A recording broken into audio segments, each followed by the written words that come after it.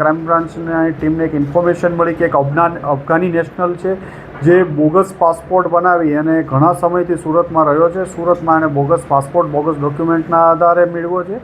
આ ઇન્ફોર્મેશનના આધારે ક્રાઇમ બ્રાન્ચના પોલીસ ઇન્સ્પેક્ટર જે.એન. ગોસ્વામી અને એની ટીમને એક મોહમ્મદ આમિર જાવેદ ખાન જે મૂળ કાબુલ અફઘાનિસ્તાનનો રહેવાસી છે, 2018માં 1 વર્ષના વિઝિટર વિઝા ઉપર આવ્યો હતો દિલ્હી અને ત્યારબાદ સુરત આવ્યો અને એના વિઝિટર વિઝા પૂરા થયા બાદ આ માણસે સુરતમાં પોતાના અલગ અલગ એક એના મહારાષ્ટ્ર જાલનાના મિત્ર મારફતે અલગ અલગ ડોક્યુમેન્ટ્સો Aadhaar card, PAN card, election card બધા જ બોગસ ડોક્યુમેન્ટો બનાવી અને એક બીજો પાસપોર્ટ ભારતીય પાસપોર્ટ મેળવેલો હતો.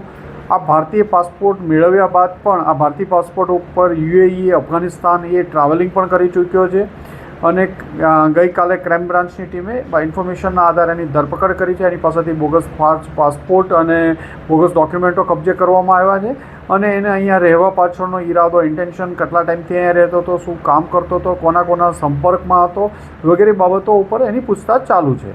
એ મહારાષ્ટ્ર જાલનાથી બનાવેલા હતા, એના મિત્ર દ્વારા બનાવેલા હતા અને એ બાબતમાં તપાસ ચાલુ છે. પાસપોર્ટના આધારે એ એકવાર 2 વાર યુએઈ ગયો, એકવાર યુએઈથી અફઘાનિસ્તાન ગયો અને અફઘાનિસ્તાનથી પરત પાછો ઇન્ડિયા આવેલો છે. સુરતમાં આ કાપડનો ધંધો કરતો હતો. અહીંયા હોલસેલ માર્કેટમાંથી અલગ અલગ લોકો પાસેથી વેચી અને અન્ય રાજ્યોમાં મહારાષ્ટ્ર અને દિલ્હી અલગ અલગ રાજ્યોમાં કપડાં વેચતો હતો.